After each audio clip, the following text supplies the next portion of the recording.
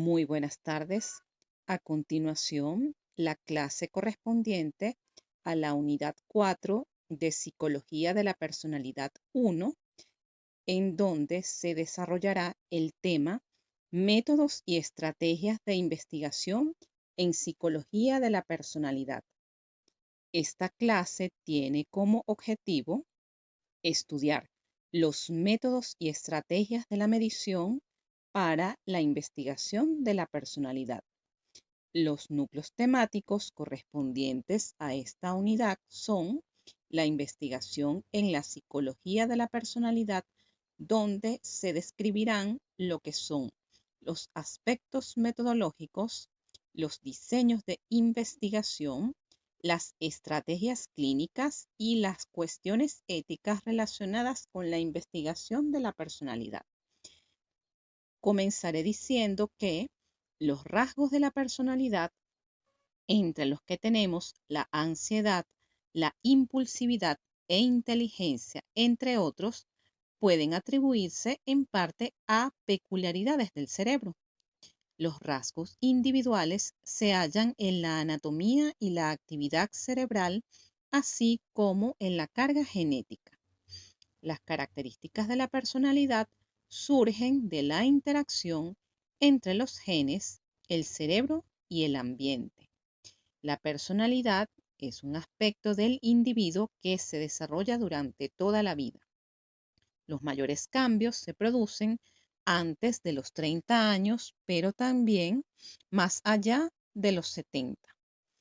Las personas cambian a lo largo de su vida debido a la maduración biológica, las exigencias del entorno y las experiencias personales. Estas, en parte, dependen del propio individuo, quien las elige acorde con su personalidad. El concepto de personalidad se refiere a la manifestación de características relativamente estables en la forma de pensar, sentir y actuar. Los psicólogos de la personalidad han desarrollado múltiples instrumentos para clasificar y describir las diferencias individuales en relación a la experiencia y la conducta. Entre ellos destacan los cuestionarios estandarizados.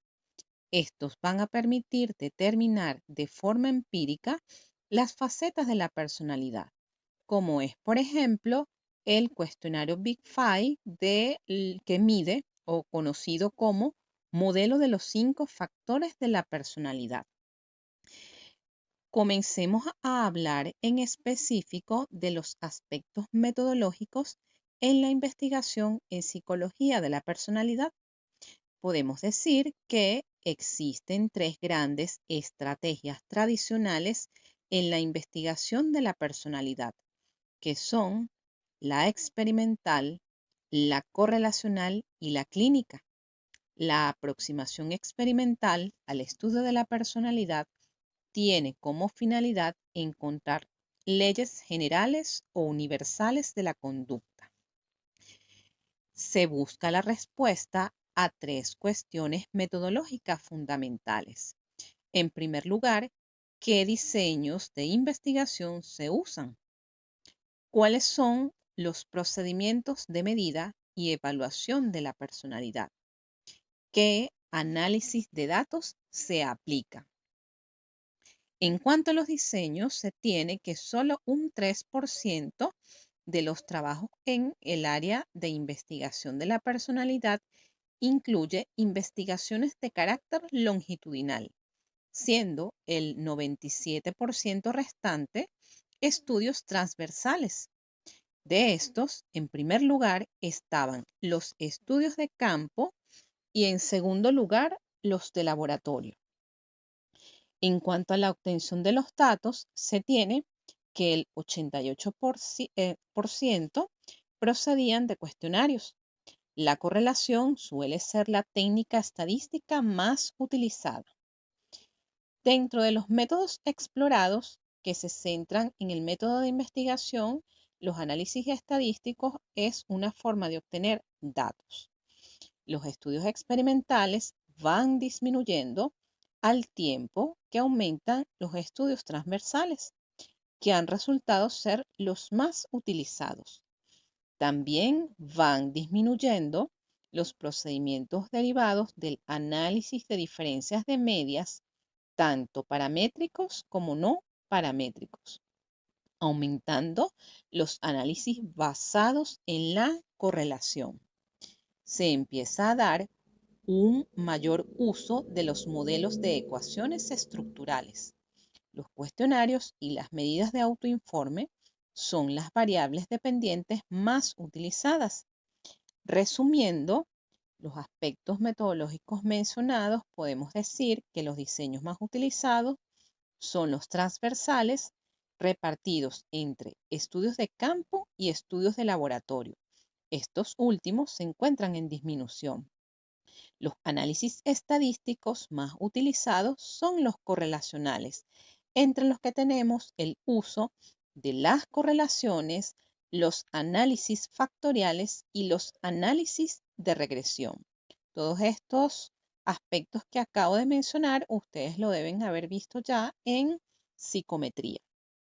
Y otro de las estrategias son los de contrastes de medias, que consiste en el análisis de varianza y las pruebas de.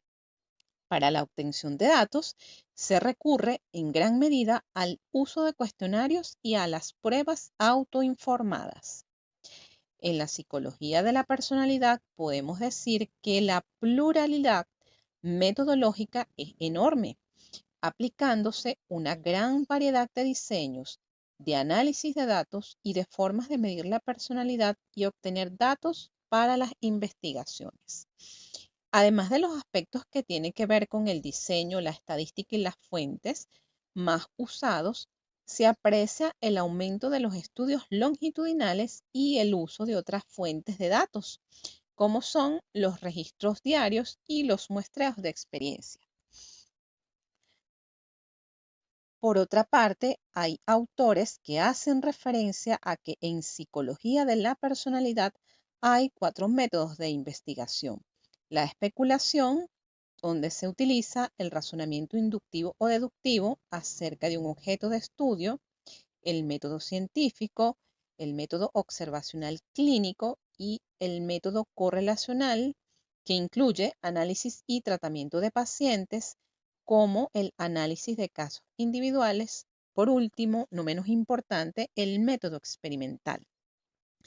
Las técnicas que más se utilizan se refiere a los procedimientos de evaluación, entre las cuales tenemos la observación, que es una técnica por excelencia dentro de la psicología, la autoobservación, los diseños de caso único o los estudios de casos, los análisis estadísticos y los registros psicofisiológicos. Los test vienen a constituir también instrumentos específicos y concretos de evaluación, especialmente diseñados para explorar el constructo denominado personalidad. Ahora bien, hablemos de lo que son propiamente los diseños de investigación, dentro de los cuales tenemos las estrategias clínica, correlacional y experimental. La estrategia clínica sería la que han seguido los teóricos de la personalidad centrados en el análisis y el tratamiento de pacientes o de los casos individuales.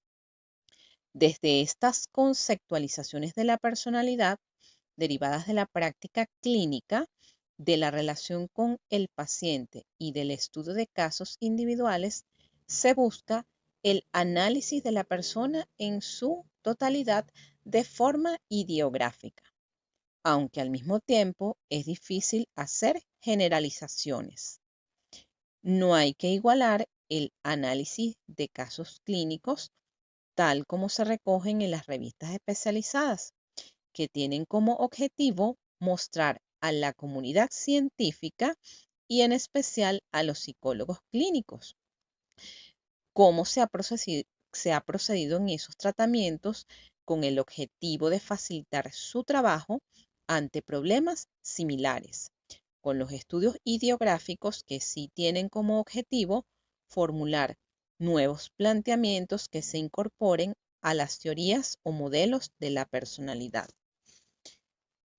Por su parte, las dos estrategias más utilizadas en la investigación actual de la personalidad son la estrategia correlacional y la estrategia experimental. Vamos a comenzar hablando de la estrategia correlacional, la cual se basa en analizar la relación entre variables sin introducir la manipulación en las mismas. Galton y Pearson introdujeron el coeficiente de correlación como un índice de cómo las diferencias en una variable se relacionaba con las diferencias en otras variables. Esta estrategia se emplea para describir relaciones que ocurren entre variables de forma natural, mientras que en el método clínico el énfasis se pone en la observación y en el estudio del individuo de forma total o integrada. En el enfoque correlacional se hace hincapié en la medición de las características de personalidad en muestras amplias de sujetos y en las relaciones entre los elementos integrantes de la personalidad medidos en cada ocasión. El estudio correlacional se apoya en correlaciones, es decir, en relaciones entre dos variables. Se apoya en regresiones, esto es, cuando cambia la variable y en función del cambio en la variable x. Y se apoya también en los análisis factoriales que permiten reducir un número elevado de variables correlacionadas entre sí a un pequeño número de factores más fácil de manejar e interpretar. Este tipo de estrategias tiene importantes ventajas, entre las que se tienen poder estudiar al mismo tiempo un número amplio de variables, recogidas en un entorno natural sin la artificialidad que puede introducir el estudio en el laboratorio. Por otra parte, analizar las relaciones entre ellas e incluso hablar de predicciones.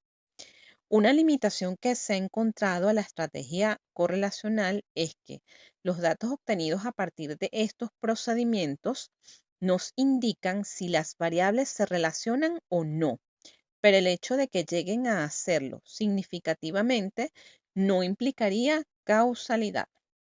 Ahora bien, hablemos de la estrategia experimental, donde la manipulación de una variable, que en este caso sería la variable independiente, con al menos dos niveles, afecta a alguna observación psicológica, que en este caso llamaremos variable dependiente.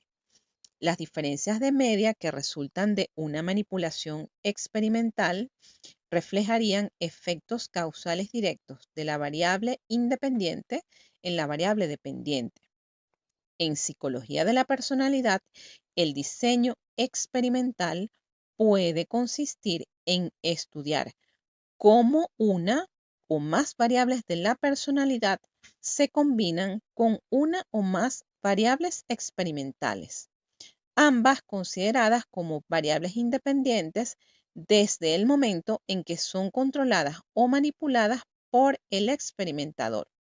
Para afectar una variable dependiente o estado, la variable independiente sería la causa o el estímulo y la variable dependiente el efecto o la respuesta.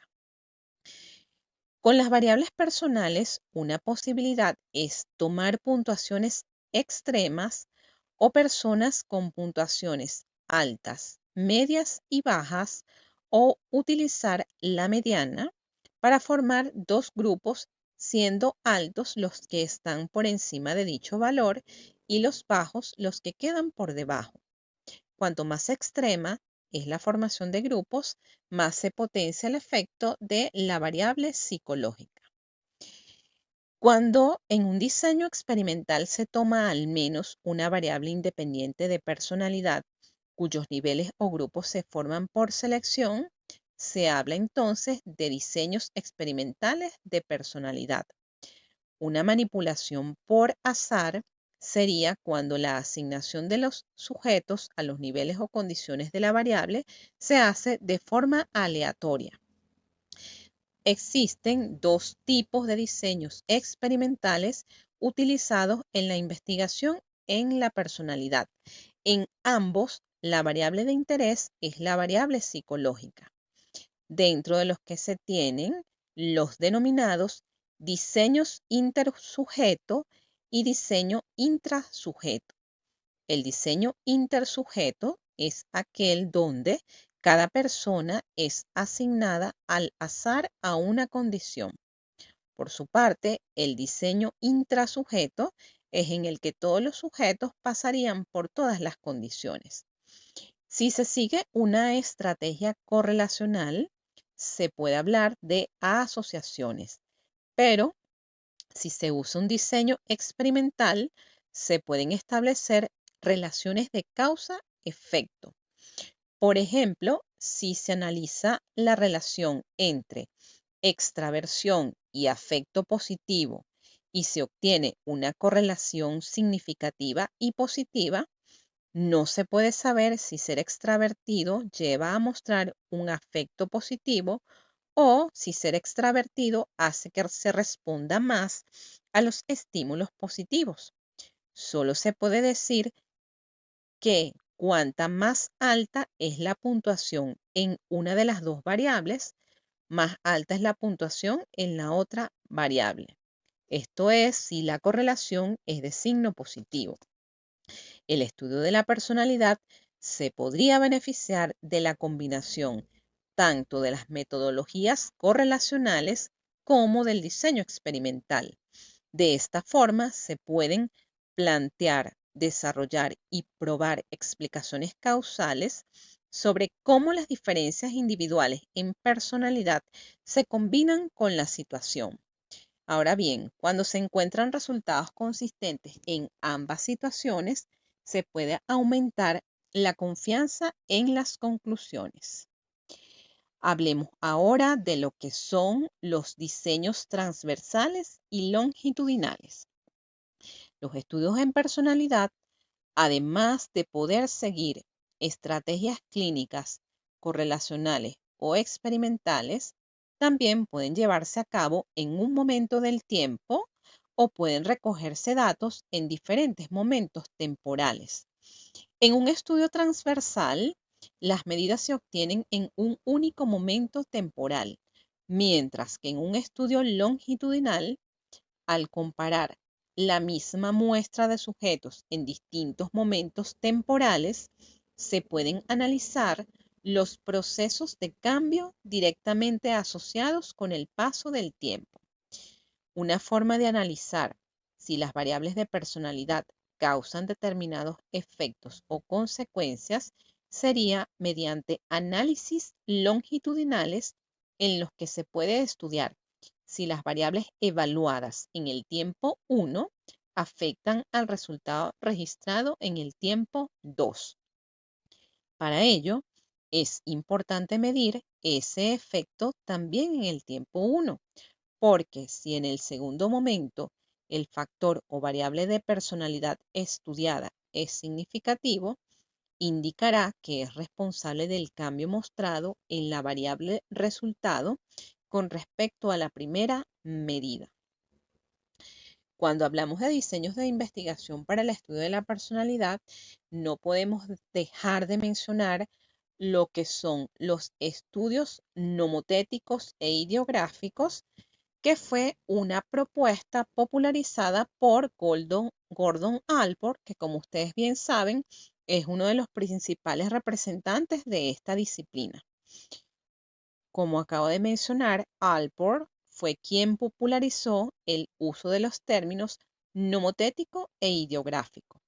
El término nomotético es de origen griego y significa ley, mientras que el término ideográfico deriva de la misma fuente que la palabra idiosincrásico y hace referencia a la forma particular de ser, es decir, a todas aquellas elementos característicos de cada persona. El enfoque nomotético busca identificar dimensiones de personalidad que pueden ser cuantificadas o medidas y las usa para comparar grupos de individuos. En estas investigaciones se analiza cómo funciona y se relacionan determinadas variables en una muestra relativamente amplia de personas. En los estudios ideográficos, el objetivo sería estudiar a una persona en profundidad, de forma integrada, con el fin de entender o explicar su conducta, es decir, explicar su individualidad en lugar de cuantificar diferencias de personalidad entre grupos de individuos. Mientras los estudios nomotéticos buscan identificar patrones globales de conducta de las personas, los estudios ideográficos buscarían identificar patrones o perfiles individuales de conducta a lo largo del tiempo y de las distintas situaciones. En los estudios nomotéticos, las medidas que se utilizan se refieren al grupo analizado. Al hablar del grupo total se obvia la información más individualizada, asumiendo que lo que es verdad para la persona promedio es verdad para cada persona, hecho que se conoce en investigación como falacia nomotética. Por ejemplo, si la media en la variable extraversión es de 50, puede haber personas en el grupo que tengan 80, 20 o 40, o que la puntuación obtenida salga de la suma de respuestas a diferentes ítems o facetas dentro del factor de extraversión, o que las personas presenten determinadas cogniciones y emociones que no se están considerando en este análisis y que permitirían entender su conducta y sus reacciones ante las situaciones específicas. Sin embargo, desde el enfoque nomotético, el interés estaría en conocer el funcionamiento de la variable extraversión, con qué otras variables y conductas se relaciona o qué predicciones generales se pueden hacer a partir de su estudio. Los análisis intrasujeto permiten precisamente evitar esta falacia nomotética, ya que los datos son específicos de cada persona analizada. Además, el medir las experiencias de las personas a lo largo de las situaciones permite una conceptualización de la personalidad más contextualizada, es decir, más próxima al contexto o situación. Desde esta perspectiva, las personas muestran una tendencia a comportarse de una determinada forma si se dan ciertas circunstancias, en lugar de hablar de una tendencia a comportarse siempre de esa manera. En la medida en que los registros son en tiempo real o próximos al mismo, en lugar de retrospectivamente, aunque siguen siendo autoinformes, se evitan los posibles sesgos que introduce la memoria y el paso del tiempo, a la vez que se acumulan muchas medidas o registros, con lo que aumenta su fiabilidad. En conclusión, en la psicología de la personalidad se necesitan de ambos métodos, es decir, el nomotético e ideográfico, porque busca conocer y explicar la dinámica de funcionamiento de una persona particular, pero también establecer conocimientos que le permitan hablar de la estructura y funcionamiento de la personalidad de forma general. Cuando se intentan combinar ambas estrategias, se habla de una aproximación idiotética, término propuesto por Lamiel que busca llegar de lo particular a lo general. A través de los modelos multinivel se podrían analizar los procesos dentro de la persona y dentro de grupos de personas. Si se utiliza el paquete estadístico SPSS, se recurriría a los llamados modelos lineales mixtos, que se aplican cuando se tienen muchas observaciones por persona y un número no muy alto de participantes.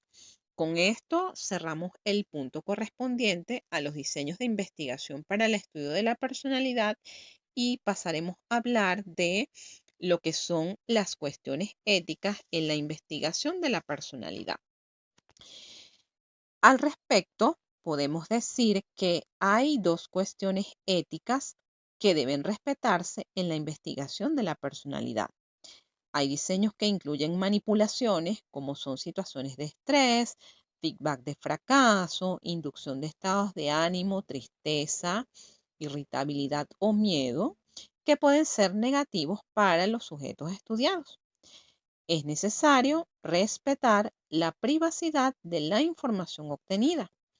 Para proteger el bienestar y el derecho a la intimidad de las personas que participan en las investigaciones, se han elaborado protocolos que deben seguirse y de cuyo cumplimiento velan los comités de ética de las distintas instituciones. No son los estudios psicológicos, sino en todos aquellos estudios que se realizan con personas. Es decir, casi todos aquellos estudios que están relacionados con el área médica. Estos protocolos son los que se denominan consentimientos informados, que, por ejemplo, en nuestro país no es muy común utilizar el consentimiento informado escrito.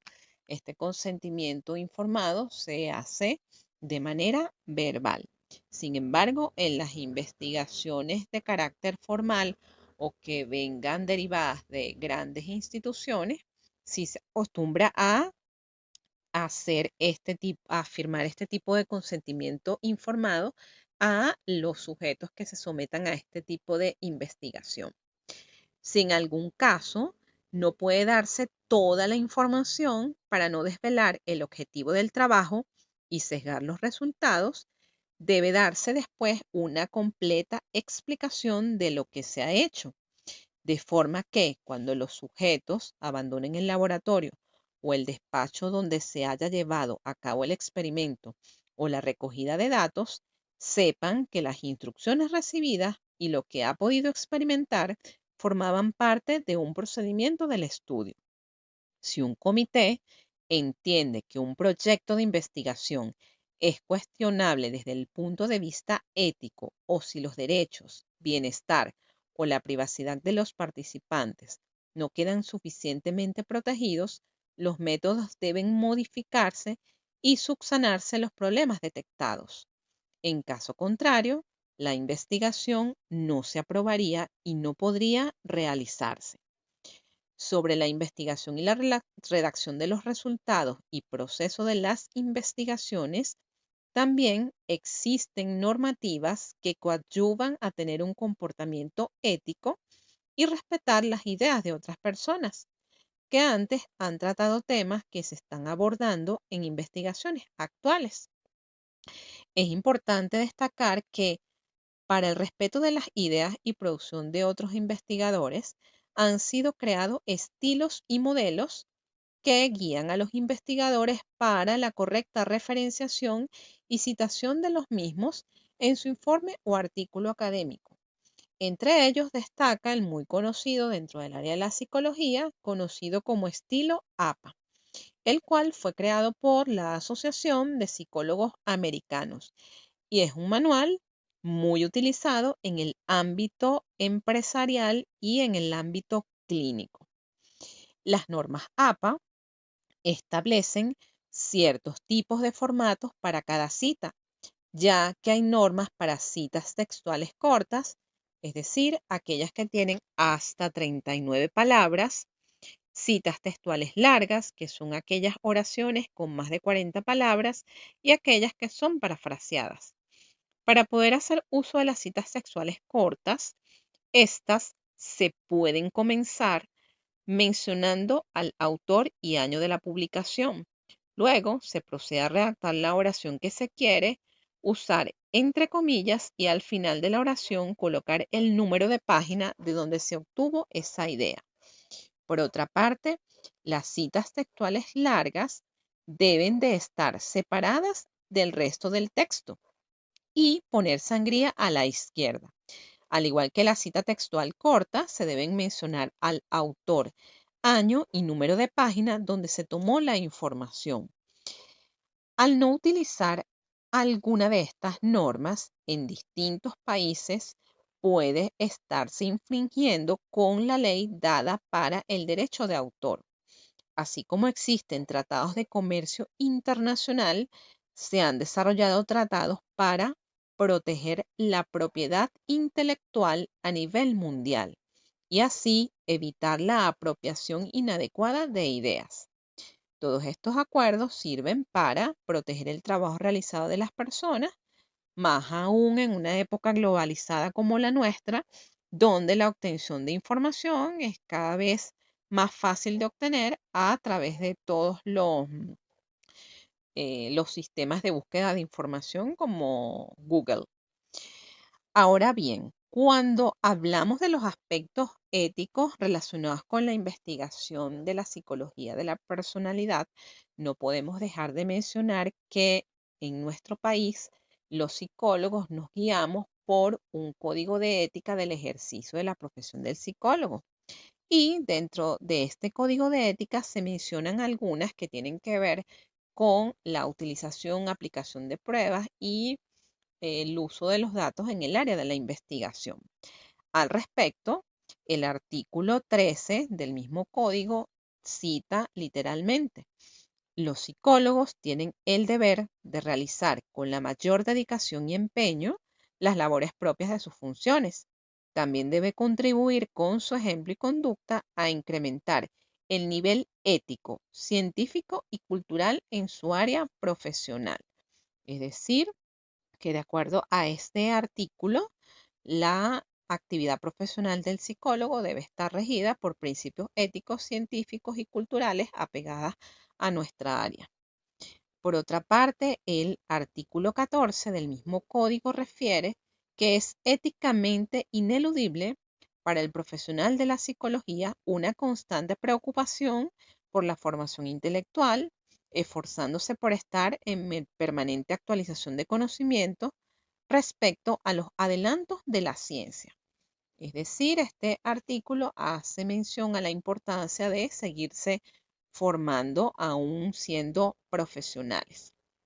Por su parte, el artículo 15 reza que el respeto a la integridad de la persona humana en los distintos ámbitos donde se desempeñe como profesional constituye una de las más sagrados deberes del psicólogo, quien en todo momento debe velar por el bienestar individual y social en la prestación de sus servicios a personas naturales o a instituciones públicas o privadas, y en los campos de la investigación pura o aplicada. De acuerdo a este artículo, debemos proteger o respetar la integridad física, psíquica de las personas que sean objeto de nuestros servicios. Ahora bien, este código de ética también habla propiamente de los deberes éticos en el área de investigación. Y esto está plasmado en el capítulo 1, en el artículo 54, 55 y 57, 58 y 92. El artículo 54 refiere que la investigación en psicología debe inspirarse en los más elevados principios éticos y científicos. Por otra parte, el artículo 55 refiere que la investigación en psicología deberá ser realizada y supervisada por personas técnicamente entrenadas y científicamente calificadas. Es decir, que los investigadores en el área de la psicología deben ser personas que estén graduadas, personas que estén calificadas dentro del área de investigación y, por supuesto, que estén dentro de un proceso de supervisión de esa investigación. Ahora bien, el artículo 57 refiere que para proteger la integridad física y mental de la persona, la experimentación con humanos debe cumplir los siguientes requisitos. A. Toda persona debe expresar con absoluta libertad su voluntad de aceptar o rechazar su condición de sujeto de experimentación, salvo algunos de los casos contemplados en el artículo 56.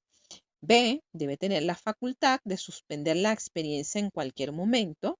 C. Debe estar suficientemente informado acerca de la naturaleza, alcance, fines y consecuencias que pudieran esperarse de la experimentación, excepto en aquellos casos en que la información pudiera alterar los resultados de la misma. Esto quiere decir que se debe proteger la información, la integridad de todas las personas, tanto a nivel físico y mental, y esto incluye incluso la aplicación de pruebas psicológicas de personalidad, que es el área que nos compete. A las personas que se sometan a investigación también deben garantizársele la asistencia médica y psicológica necesaria durante el tiempo que dura la experimentación y aún después de concluida esta, por las consecuencias que pudiesen resultar de la misma. Deben establecerse procedimientos que permitan compensarle por los riesgos que se deriven de la experiencia efectuada. El artículo 58 refiere que toda intervención o acción profesional de la psicología a nivel individual, de pequeños grupos o de la comunidad deberán regirse por las mismas normas éticas relativas a la investigación. Es decir, esto incluye el acto de evaluación psicológica y de psicoterapia. Por otra parte, el artículo 59 del Código de Ética del Psicólogo Venezolano refiere que toda investigación deberá ser calificada en función de su necesidad real, de su alcance y de los riesgos que implica. El investigador deberá tener sumo cuidado de transmitir las verdaderas razones de su investigación. En específico, el artículo 92 resalta que las pruebas psicológicas son un instrumento auxiliar de trabajo para aspectos específicos y por sí solo no constituyen elementos suficientes para el diagnóstico. De acuerdo a esto, no podríamos hacer un diagnóstico o establecer un juicio psicológico solamente a partir de los resultados de las pruebas psicológicas, sino que debemos valernos de otro tipo de estrategias para poder completar este proceso de investigación. Es importante en este momento resaltar que durante años se ha analizado el concepto de personalidad para entender el porqué del comportamiento de un individuo. Con el transcurso de los años ha surgido la necesidad de medir sus características psicológicas a partir de la construcción de instrumentos y estrategias que analicen y evalúen el comportamiento. En este sentido, la medición de la personalidad debe constar de datos objetivos, de una validez y confianza en el medio donde se realice esta evaluación. Para muchos autores, la personalidad es muy compleja de medir, por lo cual se han diseñado instrumentos, métodos para la investigación y la recolección de los datos de la personalidad en particular. Es importante utilizar dentro del proceso de evaluación de la personalidad una entrevista personal, esto con la finalidad de reunir datos específicos de la persona, utilizar test o pruebas objetivas o psicométricas, como se le conoce, que son los llamados inventarios de la personalidad, los cuales la mayoría tienen unas normas bien estructuradas y constan de respuestas cortas.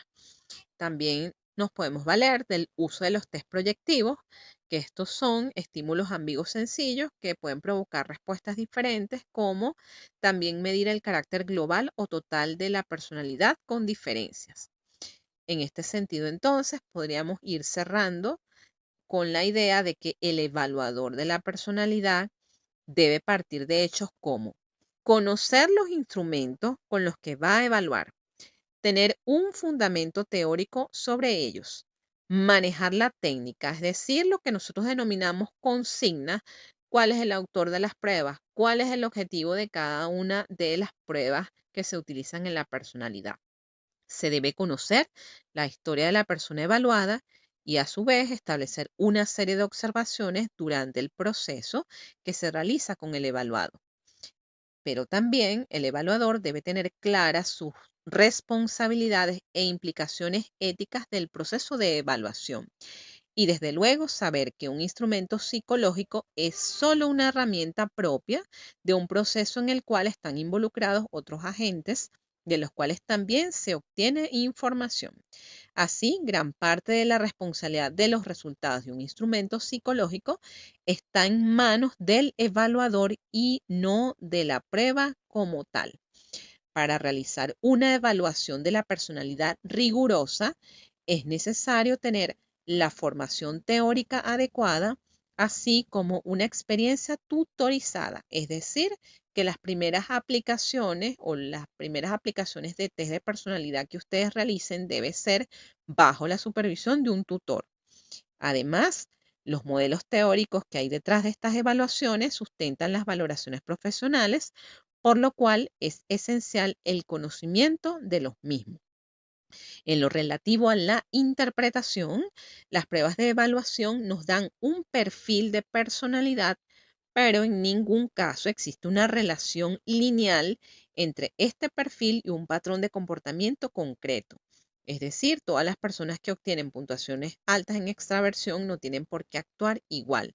De la misma manera, un mismo perfil puede sugerir distintos tipos de personalidad. Por lo tanto, es fundamental tener cautela, tanto en la aplicación como en la interpretación de los resultados de estas medidas de evaluación conocidas como test psicológicos o psicométricos. Con esto cerramos ya lo que es el contenido teórico de la asignatura de la psicología de la personalidad 1. Cualquier eventualidad, duda o consulta, quedo atenta a responderles. Muchas gracias por su atención. Hemos culminado.